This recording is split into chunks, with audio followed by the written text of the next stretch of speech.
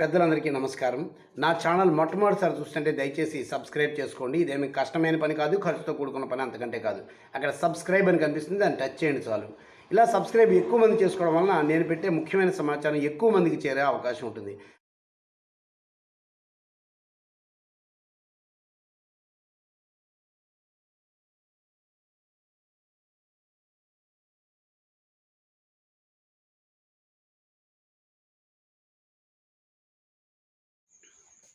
పెద్దలందరికీ నమస్కారం.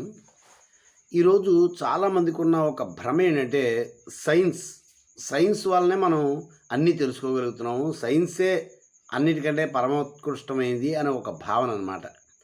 ఇది ఎంతటి బలహీనత అంటే ఇది ఒక కుట్ర. నిజం చెప్పాలంటే ఇది ఒక విష ప్రయోగం, భారతీయులపైన బ్రిటిష్ వాళ్ళు చేసిన ఒక విష ప్రయోగం. ఎందుకంటే 17వ శతాబ్దానికి ముందు అసలు సైన్స్ అనేది అసలు అంచుమించు లేనట్లే. 17వ శతాబ్దంలో న్యూటన్ దగ్గర నుంచే అసలు సైన్స్ అనే మాట మొదలైంది. మరి బ్రిటిష్ వాళ్ళు అంత గొప్పవాళ్ళు అయ్యి ఉంటే, అంటే బ్రిటిష్ వాళ్ళు అంటే క్రైస్తవులు, ఇప్పుడు క్రైస్తవ చర్చిలో కూడా అదే మాట చెప్తున్నారు, క్రైస్తవులు ఎంత గొప్పవాళ్ళు, క్రైస్తవులు అన్నీ కనిపెట్టారంటూను. అంత గొప్పవాళ్ళు అయితే మరి 17వ శతాబ్దం దాకా ఏం పీకలేకపోయారేంటి? 17వ శతాబ్దం దాకా వాళ్ళకి ఏమీ తెలియదు, అసలు వాళ్ళకే తెలియని విషయం. 17వ శతాబ్దంలో భారతదేశానికి వచ్చారు. భారతదేశానికి వచ్చి ఇక్కడ దోపిడీ చేసుకుంటూ వీళ్ళ యొక్క అపారమైన జ్ఞానానికి కారణం ఏంటి అని వెతికి చూస్తే వాళ్ళకి తెలిసిన విషయాల్లో ముఖ్యమైనది ఏంటంటే వేదాలు. ఈ వేదాలని ఏదో ఉంది అనే విషయం తెలుసుకున్నారు. అయితే ఈ వేదాలు వాళ్ళని చదివిస్తే అయిపోయే పని కాదు కదా. బ్రాహ్మణ క్షత్రియ వైశ్యులు ముగ్గురికి వేదం చదివే అర్హత ఉన్నప్పటికీ కూడా ఈనాడు బ్రాహ్మణుల్లో కూడా 1% కూడా వేదం చదవలేకపోతున్నారు. అంటే అంత కష్టమైనది వేదం. ఇక క్షత్రియ వైశ్య శూద్రులు మిగిలిన అందరూ ప్రయత్నాలు చేశారు, అందరూ విఫలాలు అయిపోయారు. అసలు ఎవరు ఆంధ్రప్రదేశ్ ప్రభుత్వం అయితే ఎన్టీ రామారావు గారి టైంలో వేద పాఠశాలల్లో ఎస్సీ ఎస్టీ రిజర్వేషన్లతో సహా అమలు చేయాలి, అందరూ చదువుకోవాలని రూల్ పెట్టారు, కానీ ఎవ్వడం మిగలైపోయాడు. అంటే అంత కష్టమైనది వేదం. చాలామంది బయటకు వచ్చేయంటే వేదాలు బ్రాహ్మణులు ఉంచేసుకున్నారు, బ్రాహ్మణులు దోచేసుకున్నారు. బ్రాహ్మణులు ఎక్కడ ఉంచేసుకోలేదు, ఏమీ దోచేసుకోలేదు, బ్రాహ్మణులు కాపాడుకుంటూ వచ్చారు. అందరూ మాకు అక్కర్లేదు, మా వల్ల కాదు అని పడేసిన దాన్ని బ్రాహ్మణులు కాపాడుకుంటూ వచ్చారు. ఇందులోనూ వాస్తవం. సరే, బ్రిటిష్ వాళ్ళు ఏం చేశారంటే బ్రాహ్మణుల దగ్గర నుంచి వేద వాంగ్మయం మొత్తాన్ని వాళ్ళ భాషలోకి తర్జుమా చేసుకుని ఆ తర్వాత ఒక్కొక్కళ్ళుగా చంపేయడం మొదలెట్టారు. ఇది నేను చెప్తున్నమాట, చరిత్ర చెప్తున్నమాట. ఎంతోమంది భారతీయుల దగ్గర నుంచి వాళ్ళు వేదశాస్త్రాలన్నింటినీ కూడా వాళ్ళ వైపుకు మార్చుకుని మళ్ళీ ఈ ఆవిష్కరణ ఇంకో చోట జరగకుండా ఉండాలి అనే ఉద్దేశంతో వీళ్ళని చంపేశారు అని మన చరిత్ర చెప్తోంది. అగ్గిపెట్టెలో పట్టే ఇలాంటి చీరను తయారు చేసే నేత కార్మికుల యొక్క వేళ్ళు తీయించేశారు. ఎందుకంటే మళ్ళీ ఇంకెక్కడ చేయకూడదు ఇలాంటివి, ఏం చేసినా మేం చేసిందే గొప్పగా అయి ఉండాలి అని చెప్పేసి. అలాగే మనకి సంబంధించిన ఎన్నో విశ్వవిద్యాలయాల్ని, మన అసలు విద్యాలయాల్ని అన్నింటినీ కూడా సర్వనాశనం, ధ్వంసం చేసి పడేశారు అన్న విషయం కూడా చరిత్ర చెప్తున్నమాటే. అంటే వాళ్ళు తర్వాత ఉన్నది మాత్రమే నిజమా, అంతకుముందు ఏమీ లేదు అనే టైప్లో వాళ్ళు కుట్ర చేసి సైన్స్ అనేదే పరమోత్కృష్టమైనది అన్నట్టుగా చూపిస్తూ హిందూ ధర్మం అంతా లోపాలు తప్పులు ఉన్నాయి, అన్నీ తప్పుడు పనులే ఉన్నాయి హిందూ ధర్మంలో, సతీ సహనం కానీ బాల్య వివాహాలు చేసి నాశనం చేశారని కానీ ఇలాంటివి ఎన్నో రకాల నెగిటివ్స్ని మనకి ఇంజెక్ట్ చేసేసి అదే నిజం అన్నట్లుగా మనకి పాఠ్యాంశాలు. ఎందుకంటే భారతదేశానికి 1947లో స్వాతంత్రం వచ్చిందని పాపం అందరూ భ్రమపడుతూ ఉంటారు, అది అబద్ధం. 1947లో స్వాతంత్రం వచ్చిన మాట వాస్తవమే, కానీ హిందువులకు కాదు. అప్పుడు వచ్చిన స్వాతంత్రం ముస్లింలకి క్రైస్తవులకి మాత్రమే.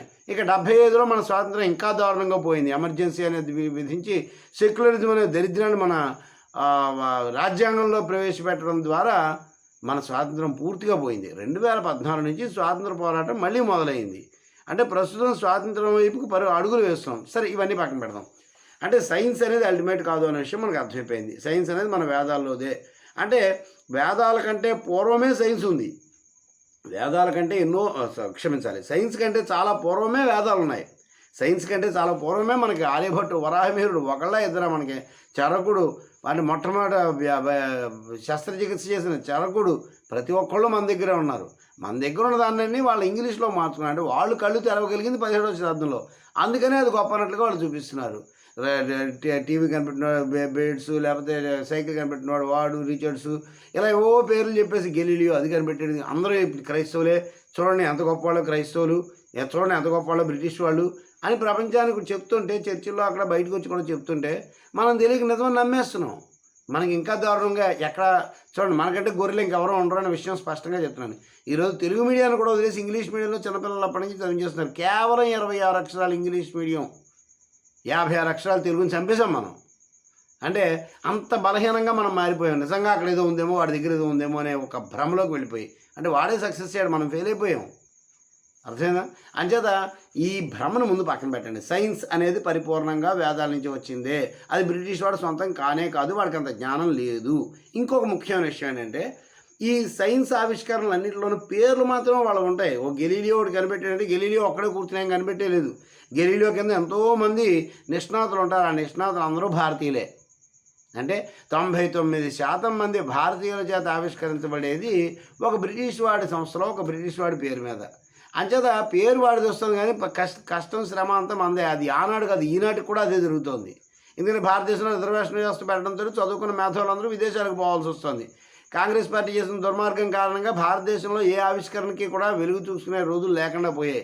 2014 తర్వాత మోడీ గారు వచ్చిన తర్వాత ఇక్కడ మేక్ ఇన్ ఇండియా అనే ప్రోగ్రాం చేయడం ద్వారా భారతదేశంలో ఆవిష్కరణలకు అవకాశం వస్తుంది. కాబట్టి ఈరోజు ప్రపంచంలో విశ్వగురువుగా స్థానాన్ని అందుకునే దిశగా భారతదేశం ముందుకు వెళ్తోంది. లేకపోతే మన ఆవిష్కరణలన్నీ విదేశాల్లో జరిగేవి.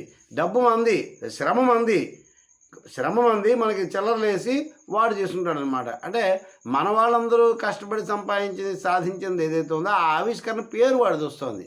అందుకని ఆవిష్కరణ వాడి సొంతం కానే కాదు. పేరు వాడిది కదా అని చెప్పేసి వాడు సొంతం అయిపోతుందా? అంచేత ఇది మనకి ఇక్కడ జరుగుతుంది. ఒక దొంగ ఉంటాడు, దొంగ మన దగ్గర డబ్బులన్నీ పట్టుకుపోతాడు, పట్టుకుపోవడానికి కోటీశ్వరులను ప్రకటించుకుంటాడు. కానీ వాస్తవం ఏంటి? డబ్బు మంది, వాడు దొంగ. అలా అనమాట. లేదు, ఒక దొంగ మనల్ని మోసం చేసి మనకి ఏదో ₹10 పావలా ఇచ్చి ₹1,00,00,000 వస్తువు మన దగ్గర నుంచి పట్టుకుపోయాడు. ఇప్పుడు ఓనర్ వాడే, కానీ ఒరిజినల్గా అది సాధించింది ఎవరు అంటే మనమే. అలాగా ఈ సైన్స్ అనేది పరిపూర్ణంగా భారతీయులదే, భారతీయుల ఆవిష్కరణలే. పేరు వాళ్ళది ఉంది కదా అని చెప్పేసి మనది కాదు అనుకోవద్దు. అర్థమైనా? అంటే ఒక సంస్థ, ఒక బ్రిటిష్ సంస్థలో పనిచేయడం ద్వారా భారతీయులు అందరూ చేసిన ఒక ఆవిష్కరణ ఏదైతే ఉందో అది బ్రిటిష్ వాడి పేరుతో బయటకు వస్తుంది. అంతకు మించి దాంట్లో ఏమీ లేదు. అలాగే ఇంకో కొంతమంది చెప్పే మాట ఏంటంటే, అసలు వాడు కనిపెట్టిన అవి వాడకండి. నిజంగా క్రైస్తవుడిని మీరు దూషించేట్లయితే, లేకపోతే బ్రిటిష్ వాడిని ద్వేషించేట్లయితే, వాడు కనిపెట్టిన సెల్ ఫోన్ వాడద్దు, వాడు కనిపెట్టిన ఇది వాడద్దు, అది వాడద్దు అని చెప్పేసి చెప్తూ ఉంటారు. ఇది ఎంతకంటే అవివేకం ఇంకోటి ఉండదు. ఎందుకంటే వాడు కనిపెట్టింది ఏముంది? అసలు ఫస్ట్ మాట వాడు కనిపెట్టలేదు, ఫస్ట్ మాట. రెండో మాట ఏంటి? అసలు సాంకేతిక విప్లవం ముందుకు వెళ్తున్నప్పుడు వీడు కాకపోతే ఇంకొకటి కనిపెడతాడు. వాడి వస్తువు ఇక్కడికి వచ్చిన కాబట్టి వాడిది వాడుతున్నాం. అంచేత ఈరోజు ఇది అందుబాటులో ఉంది కదా అని చెప్పేసి అందరూ వాడుతున్నారు. ఇది నువ్వే కాదే, ప్రపంచం అంతా వాడుతుంది అందరూను. అంచేత ఆ మాట తప్పు. అది అసలు కుదిరేదే కాదు. అంచేత అది కూడా తప్పే. రోజుకి సాంకేతిక విప్లవం మారుతోంది. అయితే ఒక నిజం ఇప్పటికీ మనం గుర్తించవలసిన విషయం అంటే, కట్టుకునే సామర్థ్యం ఉన్న వాళ్ళం మనం, తొడుక్కునే బలహీనత ఉన్నవాళ్ళు వాళ్ళు. మనం ఒక చీరనో ఒక పంచనో శుభ్రంగా ఏక వస్త్రాన్ని తీసుకొచ్చి చక్కగా కట్టుకోగలం, దాంతో యుద్ధ విన్యాసాలు చేయగలం, నాట్య విన్యాసాలు చేయగలం చెక్కు చెదరకుండా. కానీ వాళ్ళు కుట్టిన దాన్ని తొడుక్కోగలరంతే. అంటే ఇప్పుడు బలహీనలు ఎవరు? వాళ్ళా మనమా? టెక్నీషియన్లు ఎవరు? టెక్నికల్లీ ఎక్స్పర్ట్స్ ఎవరు? వాళ్ళా మనమా? అంచేత ఈ విషయాలను గ్రహించండి అందరూ కూడాను. మళ్ళీ చెప్తున్నాను, సైన్స్ మనదే పేరు మారింది. వాళ్ళ లాంగ్వేజ్ దాన్ని ఏమంటారంటే డబ్బింగ్ జరిగింది అంతే. ఇంగ్లీష్లోకి డబ్బింగ్ జరిగితే వాళ్ళ సొంతం అయిపోతుందా? అంచేత సైన్స్ మనదే, వ్యవస్థ మనదే, కనిపెట్టినన్నీ మనవాళ్లే. ఇవన్నీ కనిపెట్టినంత మూలాధారమైన వేదాలు మనవే. మన వాళ్ళని చంపేసి దోపిడీ చేసి పట్టుకెళ్ళిన దొంగని మనం గొప్పవాడిగా ఎలా గుర్తిస్తాం? వాళ్ళని గుర్తించాలి మనం. ఎలాగా? దొంగలుగా గుర్తించాలి, దోపిడీదారులుగా గుర్తించాలి. అంతేగాని వాళ్ళని గొప్పవాళ్ళుగా గుర్తించడం అనేది ఇంక మన అవివేకం అవుతుంది. అంతకంటే అవివేకం ఇంకోటి వేరేది ఉండదన్నమాట. దయచేసి ఈ విషయం అందరూ గమనించండి. సైన్స్ మనదే, భాష మారిందంతే. మనం మన మూలాలను కాపాడుకుని, మన తెలుగు మాధ్యమాలని, మన సంస్కృత మాధ్యమాలని వాటిని కాపాడుకుంటే మనం అసలు వాళ్ళ మీద ఆధారపడవలసిన పని లేదు, వాళ్ళ గురించి మాట్లాడవలసిన పని లేదు, వాళ్ళ గురించి ఆలోచించవలసిన పని లేదు. ప్రతి ఒక్కరిని అడగండి, ఈ మాట చెప్పిన ప్రతి ఒక్కరిని, మీరు చెప్తున్న ఏ సైన్స్ అయినా సరే వేదాలు కాకుండా వేరే చోటు నుంచి తెచ్చాయని చెప్పేసి మూలం చూపించండి. వాళ్ళే ఒప్పుకున్నారు, బ్రిటిష్ వాళ్ళే. ప్రతి చోట ఐజాక్ న్యూటన్ నా హ్యాండ్ బుక్ భగవద్గీత రాకపోతే నా జీవితం లేదు అని చెప్పాడు. ఇలా ప్రతి ఒక్కరు కూడా ప్రతి science, physics, chemistry, biology, what ever it is, ప్రతి సైన్సు కూడా మూలం తీసుకుంటే ఖచ్చితంగా వేదంలో మూలమే ఉంటుంది. వేదం లేకుండా అసలు వాళ్ళకి లేదు. అలాగే వేదం ద్వారా వచ్చిన శాస్త్రాలు, ఆ శాస్త్రంలో ఆర్యభట్టు, వరాహమిహిరుడు వీళ్ళ పేరు లేకుండా అసలు వాళ్ళే గ్రంథాలు వాళ్ళే రాసుకోలేదు. అంచేత ఈ అవివేకులు ఎవరైతే ఉన్నారో, ప్రశ్నించే వాళ్ళు ఎవరైతే ఉన్నారో వాళ్ళందరికీ ఈ వీడియోని పంపించి వాళ్ళకి కనువిప్పు కలిగించండి. అయినా వెళ్ళదనుకోండి వాడిని దూరంగా ఉంచండి, ఎందుకంటే వాడు మూర్ఖుడు. ఓకే. మేరా భారత్ మహాన్. జై హింద్.